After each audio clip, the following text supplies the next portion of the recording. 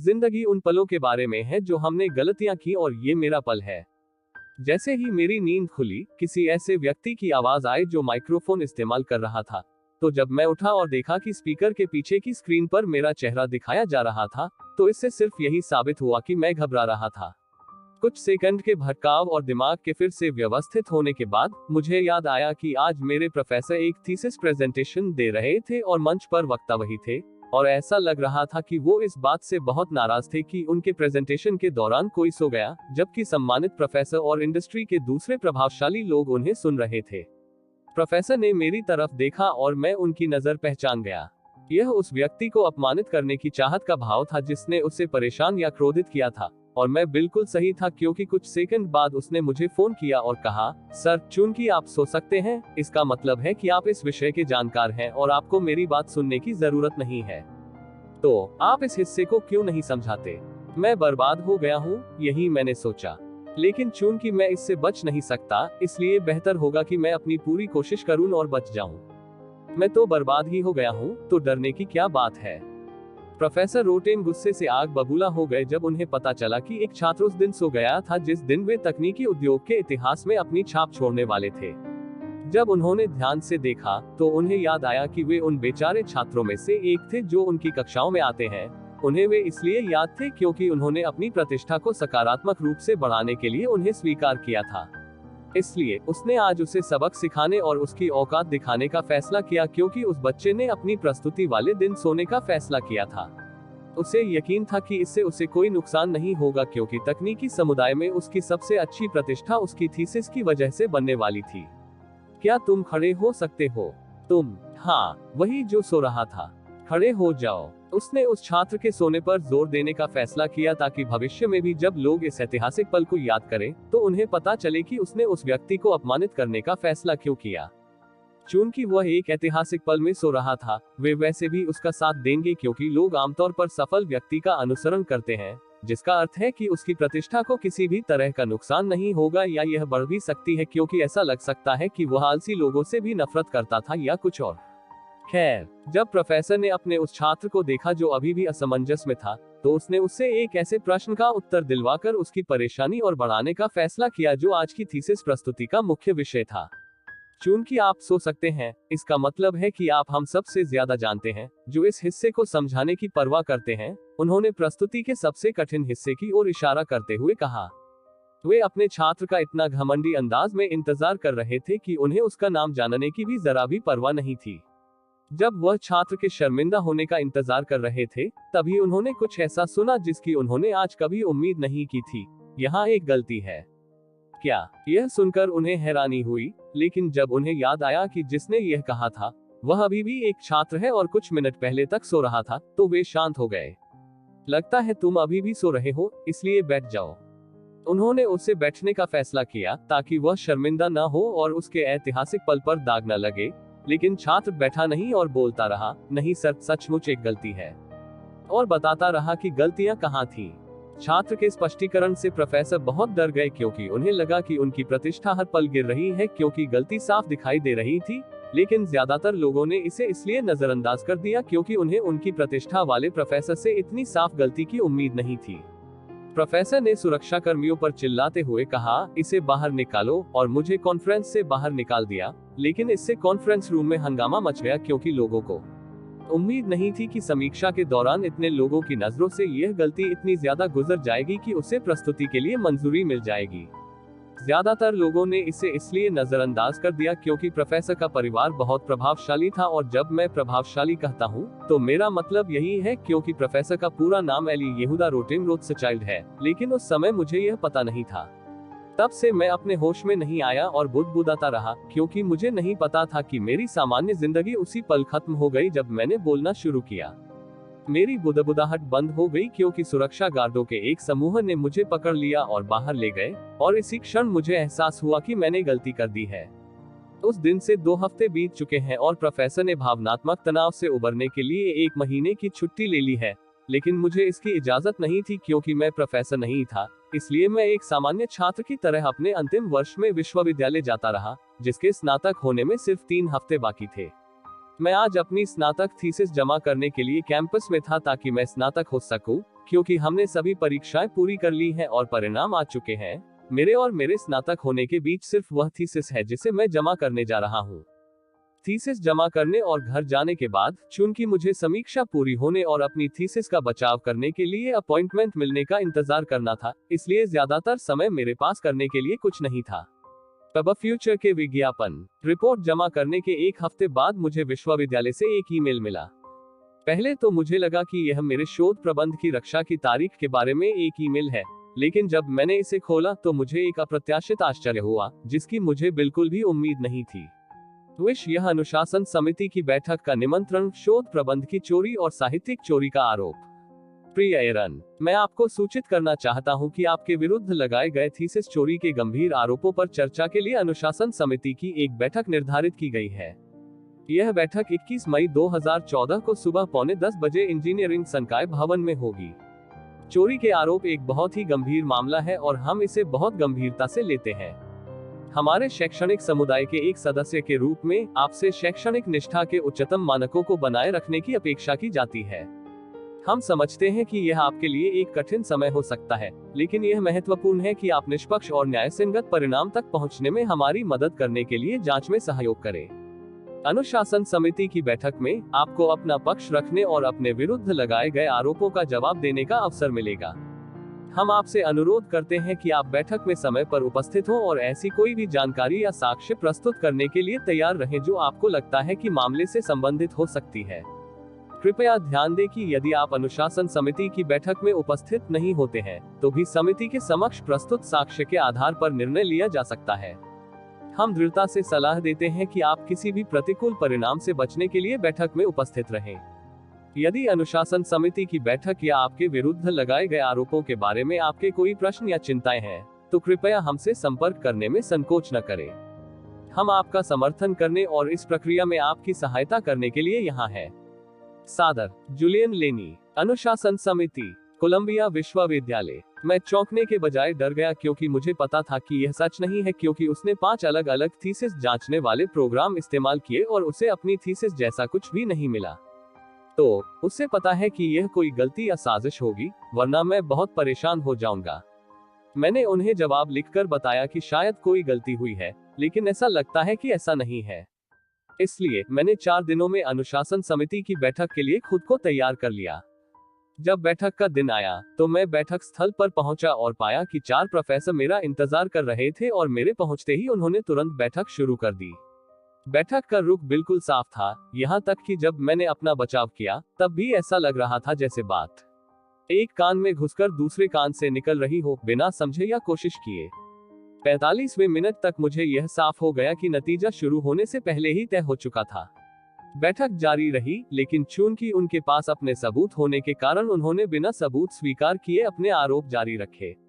लेकिन अजीब बात यह है कि जिन थीसिस पर उन्होंने मुझ पर साहित्यिक चोरी का आरोप लगाया था, उनमें से कुछ तो हाल ही की थी, लेकिन मुझे पूरा यकीन था कि ये थीसिस कुछ दिन पहले तक मौजूद ही नहीं थी। तो फिर उन्हें ये सबूत कैसे मिल गए कि मैंने साहित्यिक चोरी की है, जबकि वो तो थे ही नहीं। लगता है मुझे किसी ने निशाना बनाया है। हालांकि मुझे नहीं पता कौन, लेकिन मुझे थोड़ा शक जरूर है, लेकिन मैं पक्के तौर पर नहीं कह सकता क्योंकि मेरे पास कोई सबूत नहीं है। समिति की बैठक खत्म होने के बाद उन्होंने मुझे बताया कि उनका फैसला 3 दिन में सुनाया जाएगा और मुझे उसका इंतजार करना चाहिए। मैं आराम करने के लिए छात्रावास चला गया, लेकिन मेरे साथ जो हो रहा था उससे मुझे दुख हो रहा था। लेकिन कुछ भी करने से पहले मुझे समिति के फैसले का इंतजार करना था। वसंत का एक गर्म दिन था और कोलंबिया विश्वविद्यालय का परिसर उत्साह से भरा हुआ था। परिवार और दोस्त 2010 की कक्षा के स्नातक समारोह का जश्न मनाने के लिए इकट्ठा हुए थे, जो 2013 में स्नातक हो रही है, और गाउन और टोपियों के बीच मोहित था, एक युवक जो गुस्से, उदासी और निराशा से भरा हुआ था। भीड़ में अपनी जगह लेते हुए और गाउन और टोपियां पहने अपने दोस्तों को देखते हुए मोहित उस सफर के बारे में सोचने से खुद को रोक नहीं पाया जिसने उसे इस मुकाम तक पहुंचाया था। 4 साल हो गए थे जब उसने पहली बार कैंपस में कदम रखा था, अपने विश्वविद्यालय के अनुभव का पूरा लाभ उठाने की उम्मीद और दृढ़ संकल्प से भरा हुआ। और अब वह यहाँ था, अपने जीवन के एक नए अध्याय की दहलीज पर, हाथ में निष्कासन का नोटिस और क्रूर दुनिया उसका इंतजार कर रही थी। मोहित गुस्से से कांप उठा जब उसे याद आया कि कैसे स्नातक के दिन उसे स्नातक की उपाधि नहीं दी गई थी क्योंकि वे अपने फैसले की घोषणा को टालते रहे थे। स्नातक के दिन से एक दिन पहले ही उसके प्रोफेसर ने उसे अपने फैसले के बारे में बताया, और फैसला बहुत ही गलत था। उसने पहली बार किसी को ईमेल द्वारा निष्कासित होते देखा था। क्या बकवास है। ईमेल। उन्होंने उसे जो वजह बताई वह थी बिना किसी स्रोत के साहित्यिक चोरी की सामग्री का खुलेआम इस्तेमाल। जैसे कि क्या बकवास है। मुझे कैसे पता चलेगा कि मैंने कोई साहित्यिक चोरी की है, जबकि मुझे पता ही नहीं था कि वह मौजूद है, जबकि मैंने 5 थीसिस जांच प्रोग्राम इस्तेमाल किए और मेरी थीसिस जैसी कोई चीज नहीं मिली। लेकिन अजीब बात यह थी कि इतने कम समय में उन्हें इतनी सारी जानकारी कैसे मिल गई। ऐसा लगता है जैसे कोई मेरी पहले से ही मुश्किल जिंदगी को बर्बाद करने की कोशिश कर रहा है, लेकिन कौन मेरे साथ ऐसा करना चाहेगा। जैसे ही स्नातक समारोह समाप्त हुआ, मोहित अपना सामान लेने के लिए अपने छात्रावास की ओर चल पड़ा। क्योंकि उसे निष्कासित कर दिया गया था, इसलिए उसे 1 हफ्ते के भीतर स्कूल परिसर छोड़ना पड़ा। हालांकि उसने उनके फैसले को रद्द कर दिया। उन्होंने उसकी अपील को अस्वीकार कर दिया और उसे सूचित किया कि उनके पास मौजूद निर्णायक सबूतों के कारण उसे दोबारा निरस्तीकरण की अनुमति नहीं दी जाएगी। इसलिए उसे उनका समय बर्बाद नहीं करना चाहिए और खुद को तैयार करना शुरू कर देना चाहिए और परिसर से बाहर निकलने से पहले ही निकल जाना चाहिए। निराशा और हताशा से भारी मन से वह विश्वविद्यालय से अकेला ही चला गया, क्योंकि आरोप की घोषणा के बाद उसने अपने लगभग सभी दोस्तों को खो दिया था।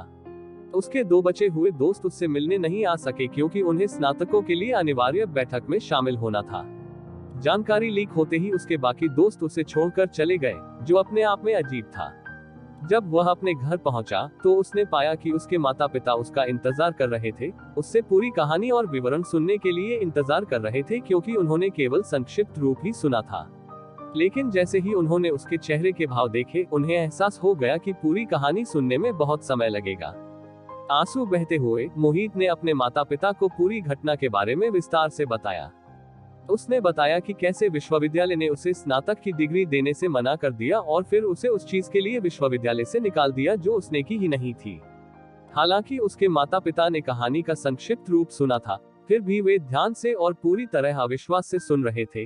यह समझ नहीं पा रहे थे कि उनके बेटे के साथ इतना अन्याय कैसे हो सकता है।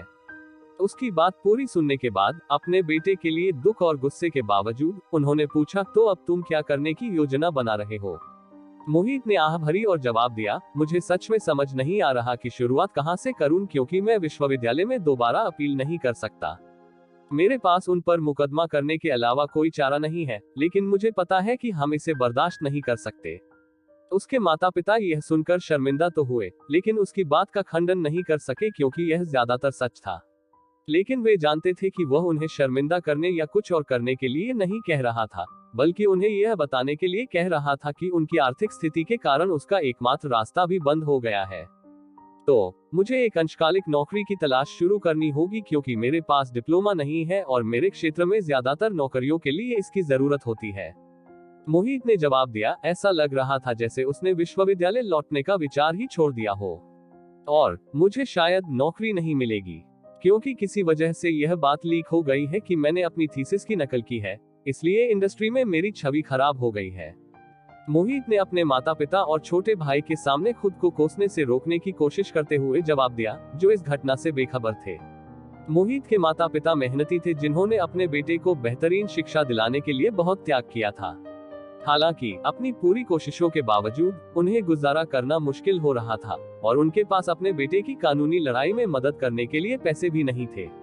अपने माता पिता को अपने लिए दुखी देखकर मोहित का मन अपराध बोध से भर गया था, लेकिन जैसे ही वह उन्हें सांत्वना देने और यह विश्वास दिलाने वाला था कि यह कोई बड़ी समस्या नहीं है, उसने अपने फोन पर एक सूचना सुनी जिसमें बताया गया था कि उसे एक ईमेल मिला है। इसलिए उसने उसे पढ़ने के लिए खोला और हे भगवान, उसे लगभग दिल का दौरा पड़ गया, क्योंकि प्रिय मोहित, मुझे आपको यह बताते हुए खेद हो रहा है कि कोलंबिया विश्वविद्यालय से आपके अंतिम वर्ष में निष्कासन के परिणाम स्वरूप आपको प्राप्त छात्रवृत्ति राशि वापस करनी होगी। हम समझते हैं कि यह एक कठिन और चुनौतीपूर्ण स्थिति है, लेकिन हमारे छात्रवृत्ति कार्यक्रम की अखंडता बनाए रखने के लिए यह एक आवश्यक कदम है। हमने यह निर्धारित किया है कि शैक्षणिक वर्ष के लिए वितरित आपकी छात्रवृत्ति राशि की पूरी राशि वापस करनी होगी। हम समझते हैं कि इससे आप पर वित्तीय बोझ पड़ सकता है, और हम आपके साथ मिलकर एक ऐसी पुनर्भुगतान योजना बनाना चाहते हैं जो आपकी परिस्थितियों के अनुकूल और प्रबंधनीय हो। कृपया पुनर्भुगतान विकल्पों पर चर्चा करने और छात्रवृत्ति राशि वापस करने की प्रक्रिया शुरू करने के लिए जल्द से जल्द हमारे कार्यालय से संपर्क करें। हम इस प्रक्रिया को यथासंभव सुचारू और कुशल बनाने के लिए आपके साथ मिलकर काम करेंगे। यदि आपके कोई प्रश्न या चिंताएं हैं तो कृपया हमसे संपर्क करने में संकोच न करें। हम इस कठिन समय में आपका समर्थन करने और आपकी मदद करने के लिए यहाँ हैं। भवदीय स्टीवन ब्रोआ, इंसुलक्स डायबिटिक पब फ्यूचर के विज्ञापन। छात्रवृत्ति कार्यक्रम समन्वयक। उसके माता पिता उसके चेहरे का पीलापन देखकर डर गए।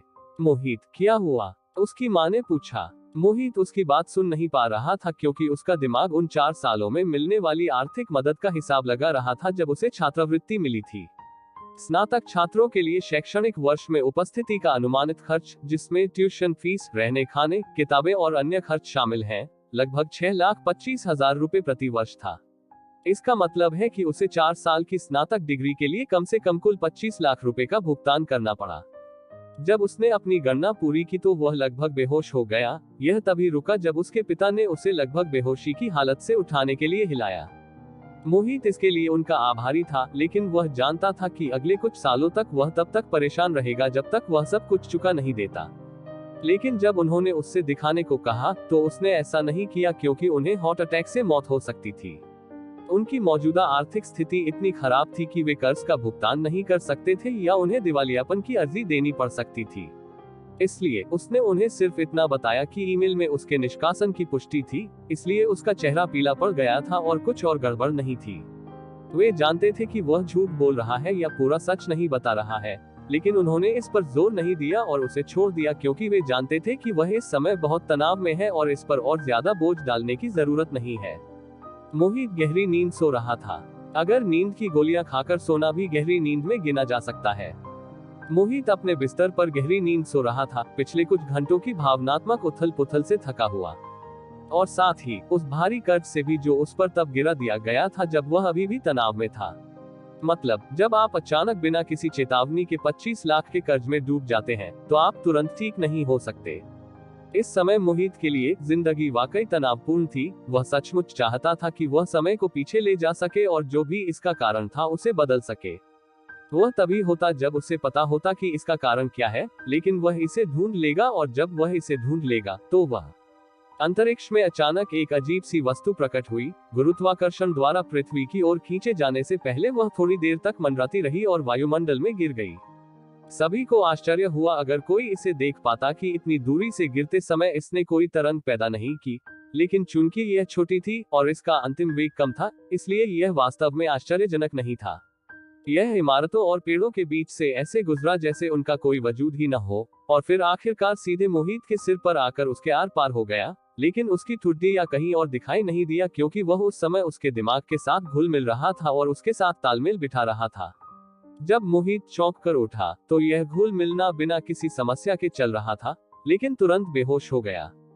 पब फ्यूचर के विज्ञापन। आसमान से गिरी उस अजीबोगरीब वस्तु ने किसी तरह उसे नींद में ही रहने पर मजबूर कर दिया था क्योंकि वह उसके दिमाग में घुल मिल रही थी और उसके साथ घुल मिल रही थी।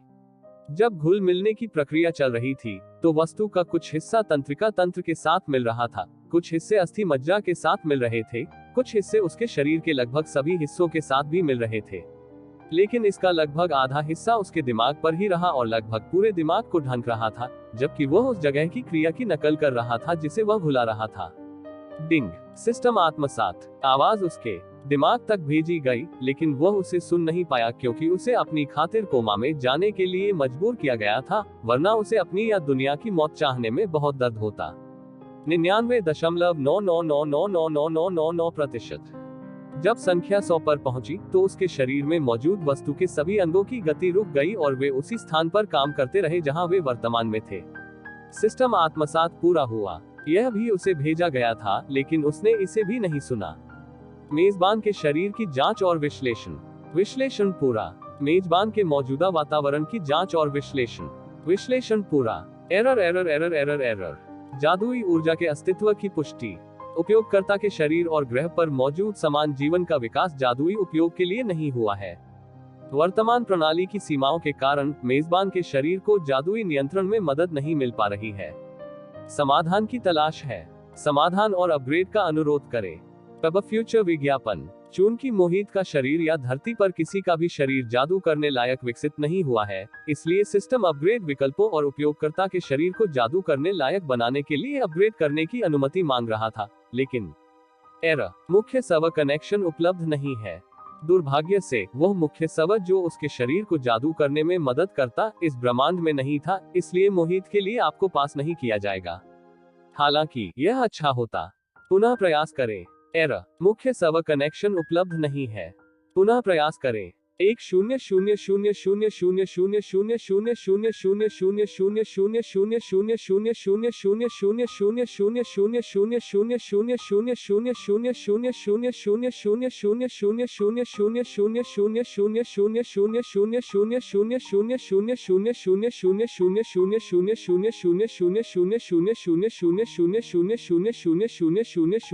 बार अनुरोध किया गया।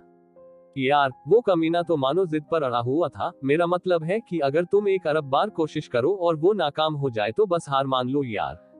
कुछ तो इज्जत रखो। अपग्रेड के लिए गायब सर्वर प्रोटोकॉल को सक्रिय किया जा रहा है।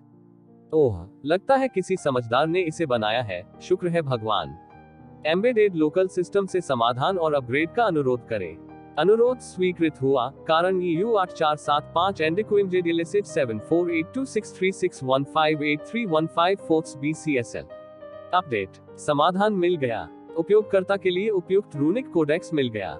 चूंकि मोहित का शरीर जादू का उपयोग करने में सक्षम नहीं था, इसलिए सिस्टम ने मोहित के लिए जादू से किसी भी चीज को प्रभावित करने का एकमात्र तरीका चुना, जो कि रून था। अपडेट पूरा हुआ। सिस्टम अनुमति पूर्ण। उन्नत तकनीक, सिस्टम बाउंड। डिंग, मोहित गहरी नींद में सो रहा था, अपने भीतर हो रहे गहन परिवर्तनों और इस ब्रह्मांड के लिए भाग्य के नए द्वार के खुलने से पूरी तरह अनजान।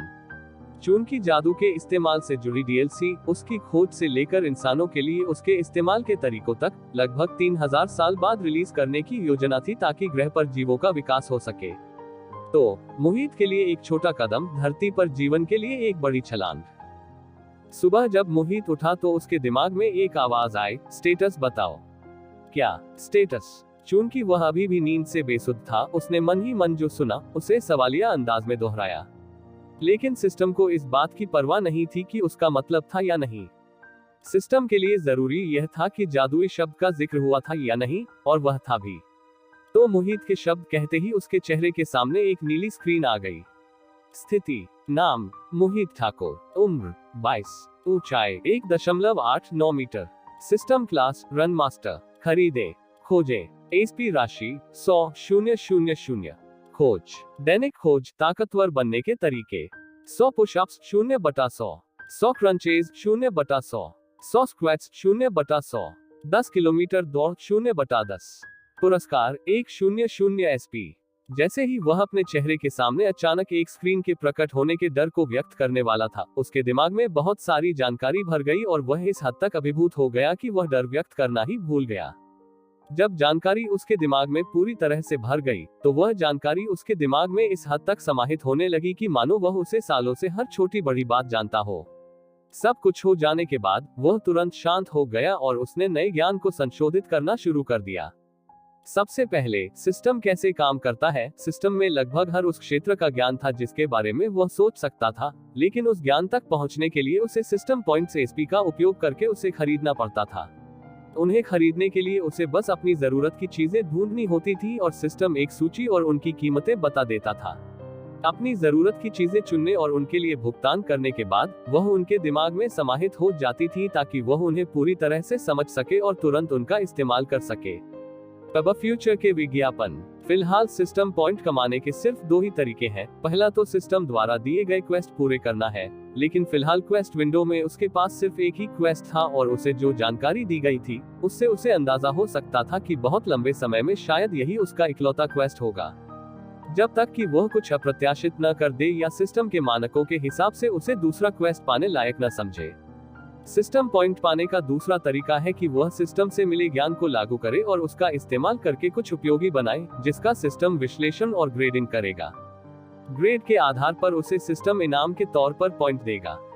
पॉइंट्स का सारा विश्लेषण, ग्रेडिंग और इनाम बैकग्राउंड में होगा ताकि उसे लगातार परेशान न किया जाए, लेकिन वह सिस्टम से अपने ग्रेड दिखाने के लिए कह सकता है ताकि वह अपने उत्पादों का मूल्यांकन कर सके।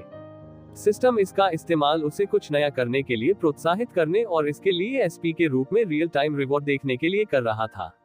लेकिन सिस्टम उतना क्रूर नहीं था जितना आप सब सोच रहे हैं।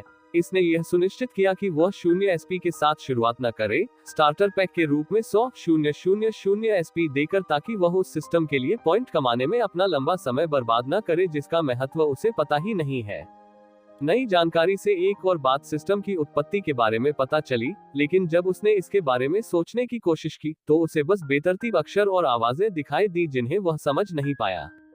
इसलिए उसने इसके बारे में जानने की कोशिश तब तक छोड़ दी जब तक कि उसके पास ज्यादा समय न हो और वह सिस्टम का आदी न हो जाए।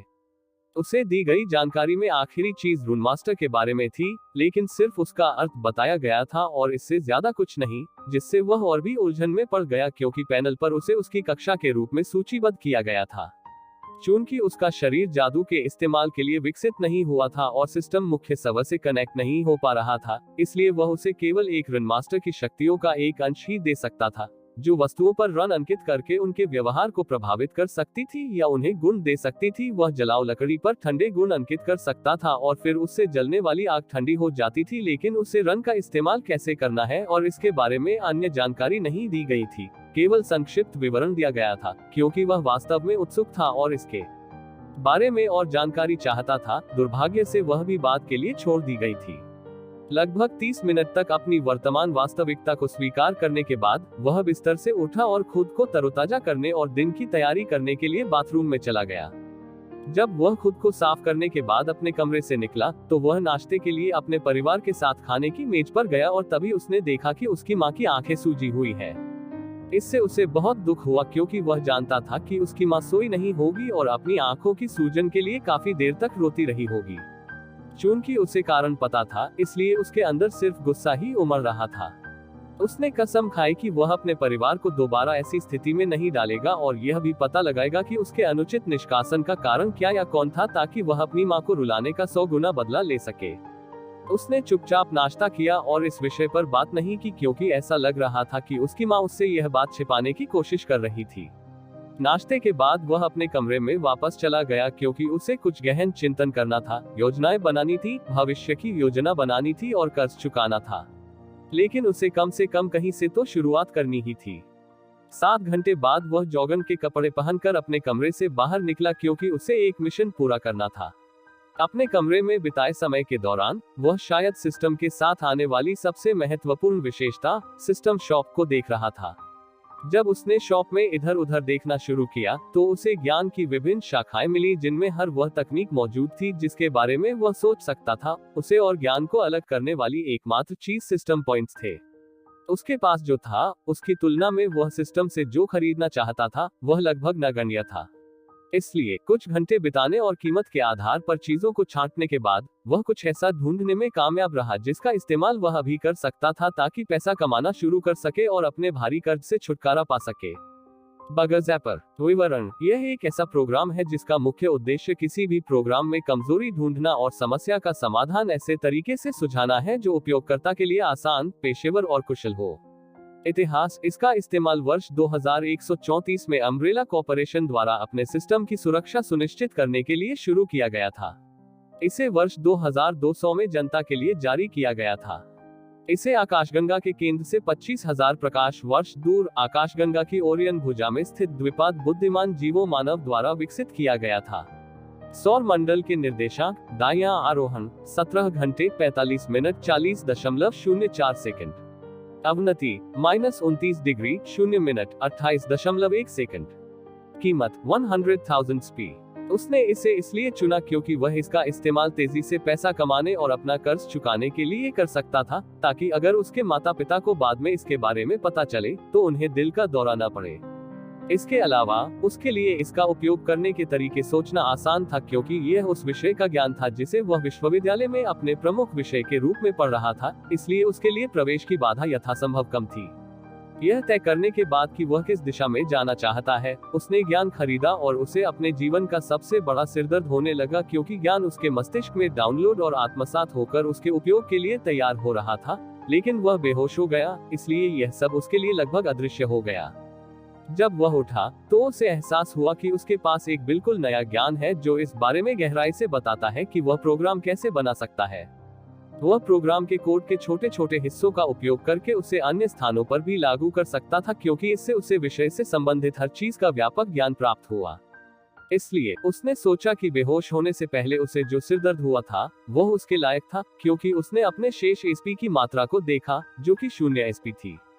उसे डैक हुआ कि उसके पास अनगिनत संख्या में अंक नहीं थे जहां वह अपनी पसंद की कोई भी चीज सीख सकता था और अपनी योजनाओं को बिना किसी योजना के ताकि पैसे बचाए रख सके। तो वह उठा, अपने कपड़े बदले और दौड़ने चला गया, क्योंकि उसे एक दैनिक कार्य पूरा करना था। अगर वह अंक अर्जित करना चाहता था तो वे चाहे कितने भी छोटे क्यों न हो फिर भी अंक ही थे। और इस तरह एक प्रणाली के साथ उसकी यात्रा एक पंचमैन के वर्कआउट को पूरा करने के लिए दौड़ने से शुरू हुई और किसी को जीवन का सबसे बड़ा थप्पड़ खाने को मिला, बशर्ते उन्हें इसके बारे में 3 बार पता हो।